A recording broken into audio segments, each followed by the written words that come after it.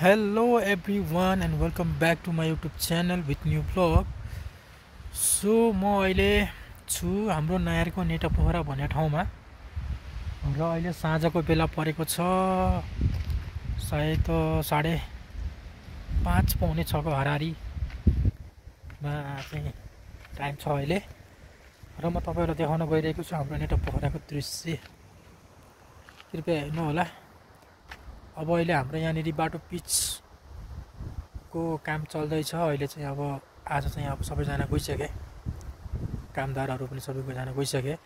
अहिले चाहिँ हाम्रो यहाँ बाटो अब पिच हुने क्रममा छ, काम चलिरहेछ। त्यहाँ अलिअलि तपाईँले देख्न सक्नुभयो होला, त्यहाँ अलिअलि नालीहरू बनाएको त्यो अलिअलि दृश्य देखिएको छ। कृपया म तपाईँलाई देखाउन गइरहेको छु, कृपया हेर्नु होला है त। साथी हो बाटो चाहिँ यहाँसम्म पिच हुनेवाला छ हाम्रो। असम चाहिँ अब आइसल चाहिँ यहाँबाट उता हटियासम्म हुन्छ होला। अहिले चाहिँ बाटो खनेर चाहिँ डोजरले यतिको बनाइसकेको छ साथी हो। यहाँ माथि रहेको छ हाम्रो डाँडा। यसलाई चाहिँ पहिला यो डाँडालाई चाहिँ पहिला लभ डाँडा पनि भनेर भन्थे मान्छेहरूले। प्राय अब लभ गर्ने मान्छेहरू माथि जान्थ्यो होला, त्यही भएर सायद लभ डाँडा भनेर चाहिँ नाम राखेको होला साथी हो। यहाँ चाहिँ अब अहिले केही महिना पहिला यहाँ चाहिँ आगलागी पनि भएको थियो। आगलागीको कारणले गर्दाखेरि यहाँ चाहिँ अहिले एकदम रुखहरू पातलो भएको छ साथी हो। तपाईहरूले यो तार देखिरहनु भएको छ, यो बिजुलीको तार, यो चाहिँ रामपुरलाई दिएको हो गरे भनेर चाहिँ मैले चाहिँ सुनेको छु। सायद हुन सक्छ।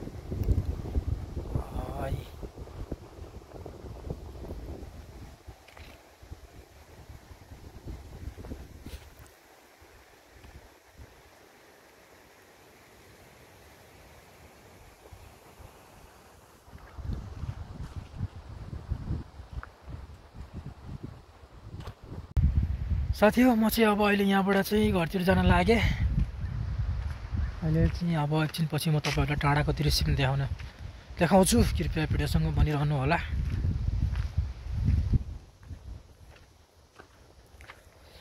चस्मा चाहिँ मैले किन लगाएको भनेर भन्नुहुन्छ भने यो चाहिँ आँखाको सेफ्टीको लागि हो। कि धुलो अहिले एकदम हावा लागिरहेछ, त्यही भएर चाहिँ यहाँ धुलोहरू उड्दाखेरि चाहिँ आँखामा सेफ होला भनेर मैले चस्मा चाहिँ लगाएको हो।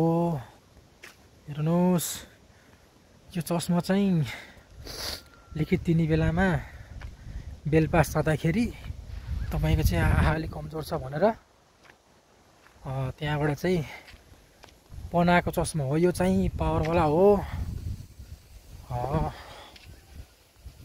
त्यही भएर यसो पानी पनि बसाल्नु पर्यो होइन। हाम्रो नायर रहेको छ।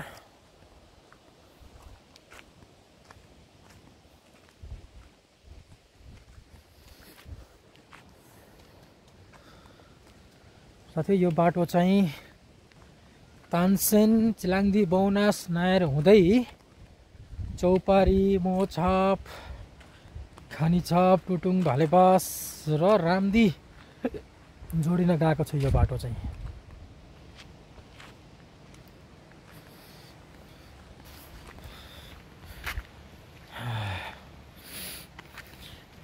पहिला चाहिँ बाटो एकदम सानो थियो, अब अहिले चाहिँ बाटो खनेर चाहिँ ठुलो बनाएका छन्। अब यो अलि उतासम्म चाहिँ पिच हुँदैछ। अब यो पनि सायद वैशाख पछि चाहिँ काम सुरु हुन्छ होला। यहाँ पिचको काम सुरु हुन्छ होला जहाँसम्म लाग्छ साथी हो। यो चाहिँ पहाडी बाटो हो। पहाडमा अब पहाडको खासियत के छ भन्नुहुन्छ भने यहाँ चाहिँ हाम्रो नायरमा चाहिँ गर्मीमा चाहिँ एकदमै शीतल हुन्छ। यहाँ चाहिँ गर्मी फिल हुँदैन। अब मधेसमा बस्नेहरूले पहाडिया भन्छन्, तर हामीले चाहिँ मधेसिया भनिँदैन, किनभने मधेसमा बस्न एकदम गाह्रो छ। किनभने गर्मी महिनामा लास्टै गर्मी हुन्छ, जाडोमा लास्टै जाडो हुन्छ। यहाँ चाहिँ जाडोमा पनि अलिकति हो, अलिकति यति बढी जस्तो हो, नत्र भने यहाँको मौसम सेम हो। तर यहाँ चाहिँ गर्मी भएर चाहिँ एकदमै गाह्रो चाहिँ हुन्न। त्यही हो, पहाडमा चाहिँ कमाउने अनि पछि बसेर मजाले चाहिँ यहाँ आफ्नो जिन्दगी चाहिँ गुजार्ने हो। यहाँ चाहिँ त्यस्तो साह्रै अब कामहरू पनि पाइँदैन। गाउँघरमा चाहिँ अब घरासी कामहरू यताउति कहिले कसो त सिजनमा त पाइन्छ, तर त्यस्तो अब मधेसमा जस्तो यताउति ड्युटी गरौँ भन्ने त्यस्तो छैन यहाँ चाहिँ। त्यो छ यहाँको पहाडमा चाहिँ त्यो। अब हेर्नुहोस् हाम्रो नहरको दृश्य, सबभन्दा माथि चाहिँ तपाईँको त्यो कोटको मन्दिर छ। यो चाहिँ बिजुलीको पोल, धेरै पहिलाबाट हो यो बिजुलीको पोल।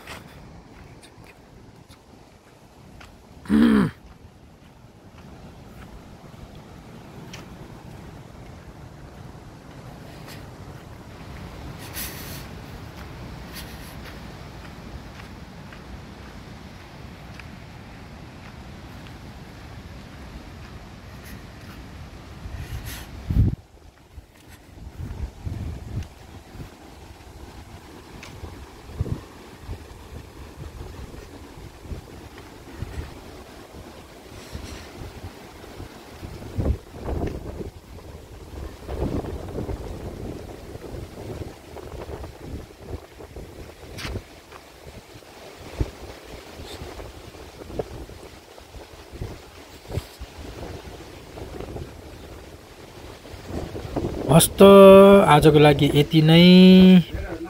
अब अर्को नयाँ भ्लगको साथ उपस्थित हुँला भन्दै म बिदा हुन चाहे। हस् त, नमस्कार। भिडियोसँग बनिरहनु होला है त। हस्।